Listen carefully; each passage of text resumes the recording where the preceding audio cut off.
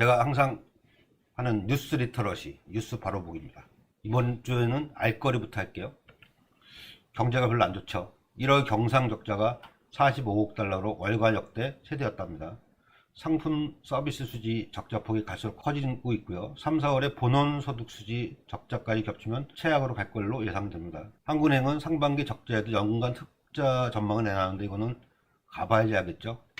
아직 지금 2월달 수치, 1월달 수치 나왔는데 벌써 1년치 전체를 평가한다는 게 쉽지 않죠. 문제는 더 1월달에 대체로 새해 첫 달은 기업의 수출 동력과 함께 해외 자회사 등에서 배당 수입이 늘어나고 여행 수지 적자도 본격화하기 전이기 때문에 1월에 막대한 경상 수지 적자를 보는 것은 이례적인 일입니다. 실제로 1월에 경상 수지 적자를 보인 것은 2012년 1월 이후 11년 만입니다. 지난해 1월에는 22억 4천만 달러, 2021년 1월 57억 6천만 달러, 이렇게 막대한 흑자를 기록했었죠. 지난해가 아닌데 이게 뭐 잘못된 것 같습니다. 기사가. 아, 맞군요. 지난해 맞습니다. 제가 헷갈렸습니다. 비슷한 기사입니다. 경상수지 1년 전보다 68억 달러 감소. 경상수지에는요, 세 가지가 있습니다. 상품수지, 서비스 수지, 본원소득 수지. 이 세 개를 다 합친 게 경상수지입니다. 그러니까 상품수지는 뭐 반도체나 이런 거 얘기하는 거고요. 그 제품들. 서비스 수지는 여행 같은 게 대표적이죠. 그러니까 운송 관련된 것도 있고, 본원소득 수지는 배당금이라든가 해외에서 벌어들이는 우리나라 사람들의 급여 이런 걸 얘기합니다. 그러니까 상품 수지가 넉 달 연속 적자고 운송 흑자는 떨어지고 여행 적자는 3배가 늘어서 이거는 서비스 수지에 대한 얘기고요. 배당 소득 수지만 45.5억 불이 올랐다고 합니다. 경상 수지가 1년 전보다 68억 달러 감소했다. 심각한 겁니다. 숫자가. 한국은행에서 이제 우울한 경제 전망을 했습니다. 우리나라 경제의 가장 중요한 부분인 내수 소비, 그 다음에 수출, 이게 둘 다 부진한 것이 지속될 거다. 이렇게 예측을 했습니다. 이 와중에도 윤석열 대통령을 지지하는 사람들이 있습니다.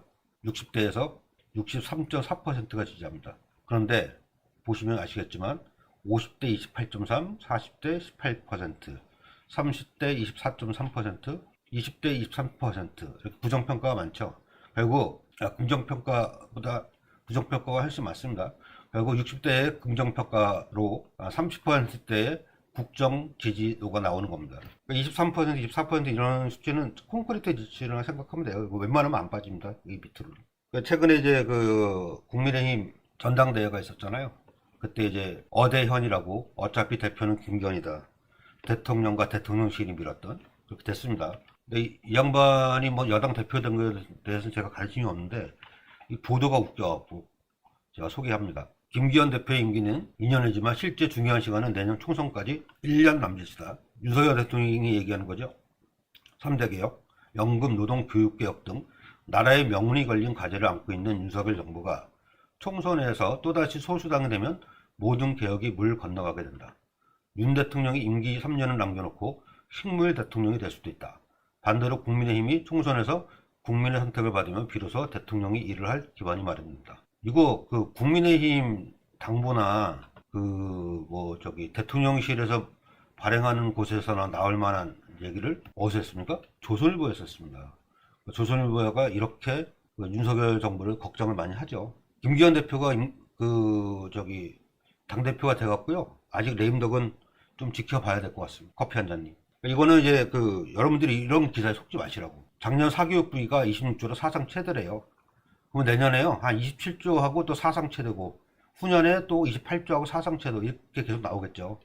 우리나라 예산할 때 맨날 역대 최대 나오잖아요. 물가가 오르고 그러기 때문에 당연히 항상 더 많아집니다. 그러니까 이거는 기사가 안 되는 거예요. 그냥 사교육부가 여전히 많다. 아니면 비율을 얘기하든지 이렇게 했어야 되는 거죠. 그러니까 여기 보면 그래픽에는 증가율이 나오잖아요. 이 증가율의 의미가 있는 거지 이 금액 자체가 의미 있는 게 아니거든요. 매해 이렇게 늘어납니다. 물가가 오르기 때문에 당연히. 이런 거는 기사가 아니에요. 이런 보도는 볼 필요가 없습니다. 지금 윤석열 정부가 노조를 상당히 옥죄고 있죠. 노조 옥죄는 정부.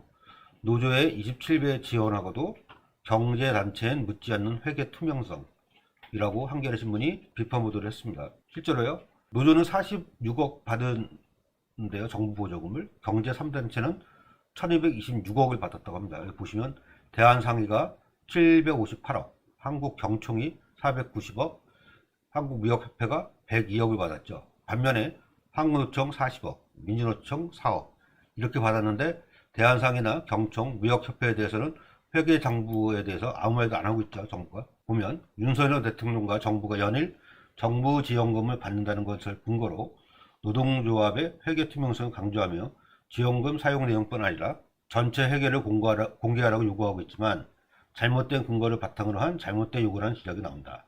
노조가 경제단체 등에 견져 막대한 지원금을 무상으로 받는 것도 아니고 막대한 지원금은 경제단체들이 받는 거죠. 지원금 사용 내용은 지금도 공개하고 있어요. 그럼에도 자꾸 얘기하는 거죠. 공개하라고. 공개했는데 어떻게 더 공개를 하는지. 게다가 정부 보조금을 노조보다 많게는 수십 배를 더 받는 경제단체에는 노조에게 하는 요구를 하지 않습니다. 그래서 노조 때리기라는 비판까지 나온다. 그 그래픽을 보시면 보조금이 노조는 46억, 경제단체는 1226억. 몇 배 차이입니까? 이게 10배가 넘죠. 한 30배 정도 차이가 나죠. 그런데 경제단체에 대해서 아무 발언도 안 하고 있습니다. 정부 지원이 일단 무상 아닌 위탁사업비죠. 노조한테 주는 거는. 회계 내역도 이미 공개되어 있다고 아까 기사에는 있었죠. 그럼에도 윤석열 대통령은 노조가 법치를 부정한다라고 말도 안 되는 주장을 하고 있습니다. 그리고 법치는 누가 지켜야 됩니까?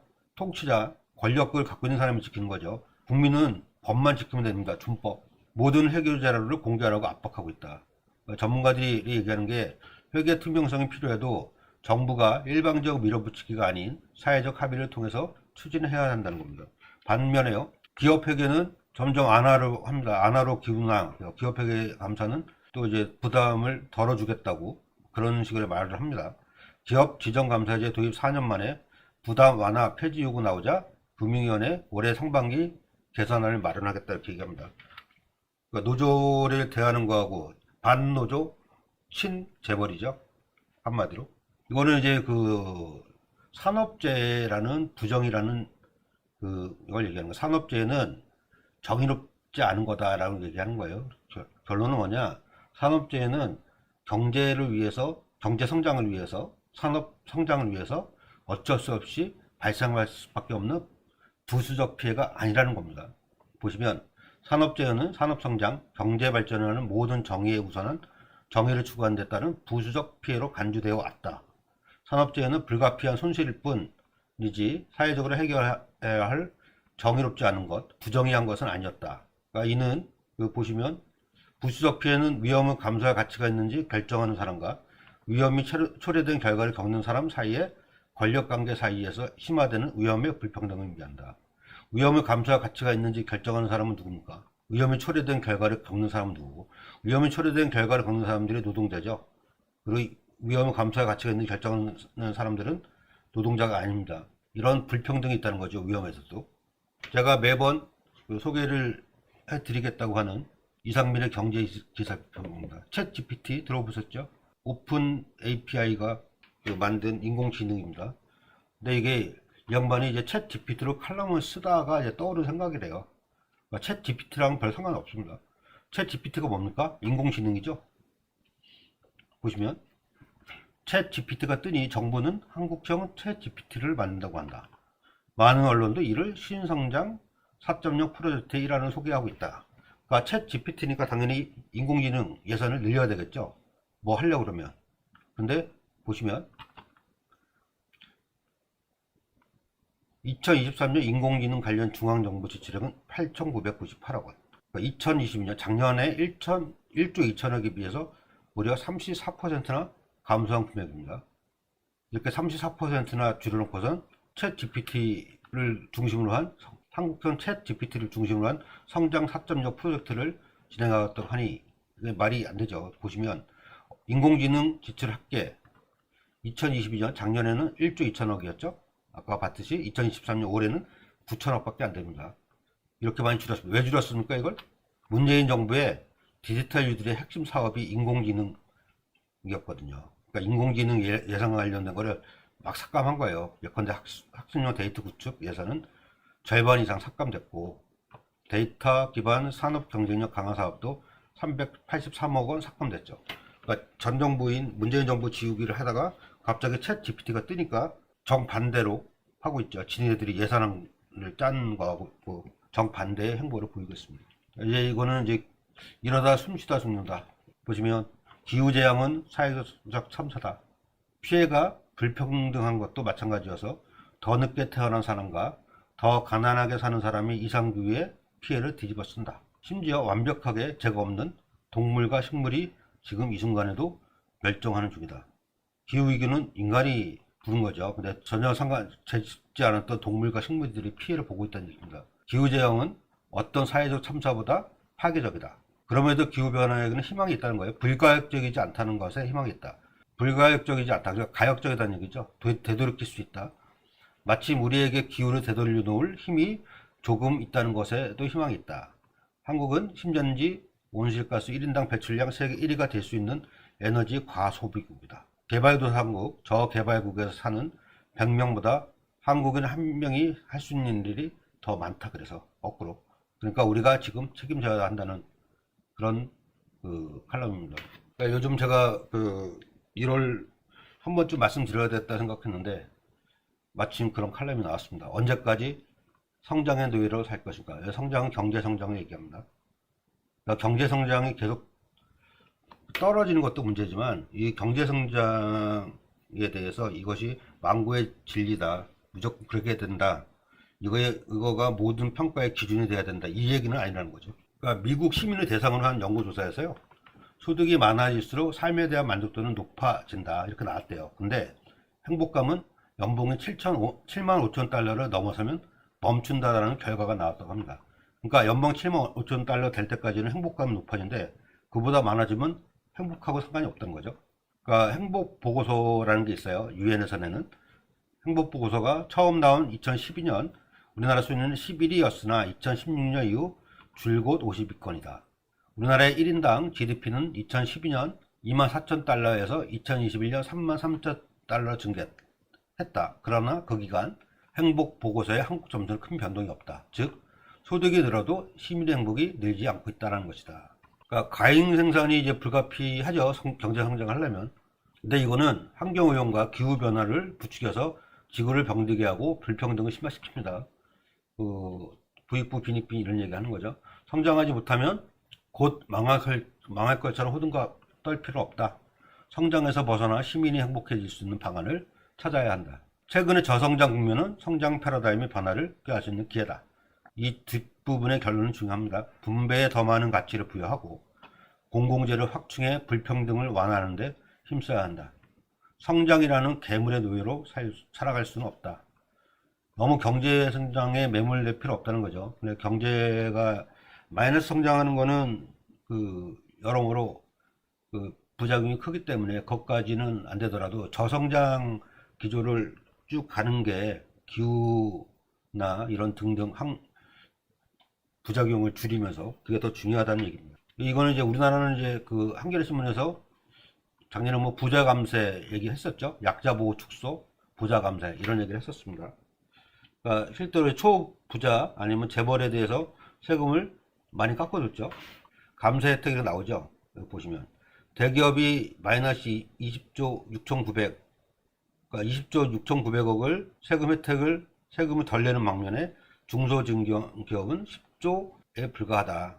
고소득층이 세금을 14조 줄여주는데 서민중산층에는 겨우 11조 줄여줬다.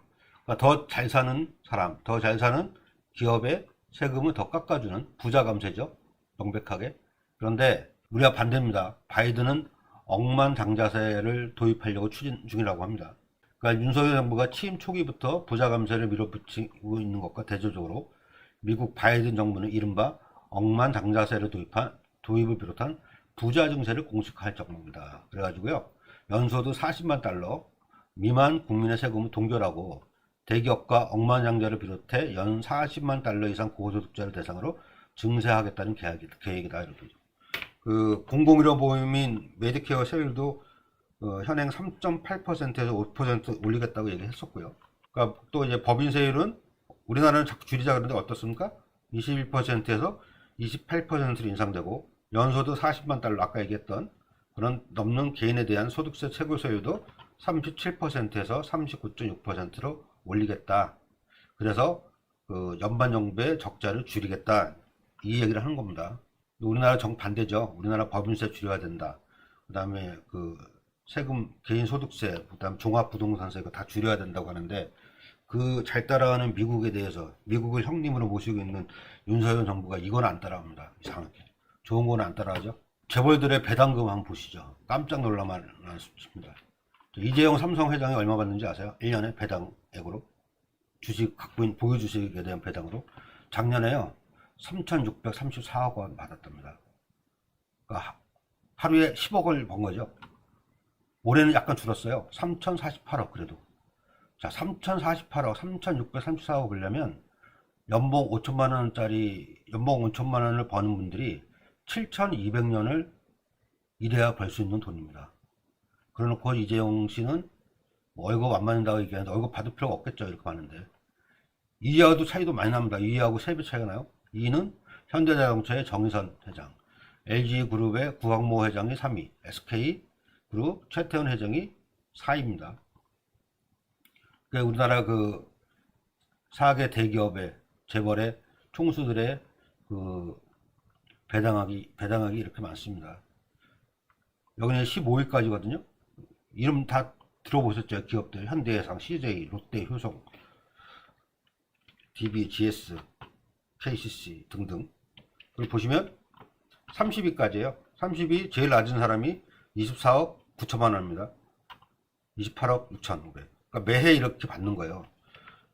이재용 씨는 매해 3천억을 넘게 받고 있고 깜짝 놀랄만한 숫자 아닙니까?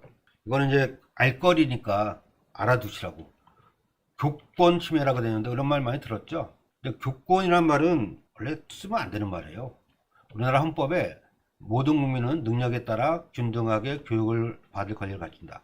그러니까 교육을 받을 권리는 헌법에 보장되어 있어요. 교육권은. 그런데 교육을 할 권리는 권리가 아닙니다. 그냥 권한도 아니고 그냥 직업일 뿐이죠. 그러니까 교권 침해라는 표현 자체가 되게 권위적인 표현입니다. 이건 이제 법대로 하자. 노조에 관한 얘기입니다. 노동자에 대한.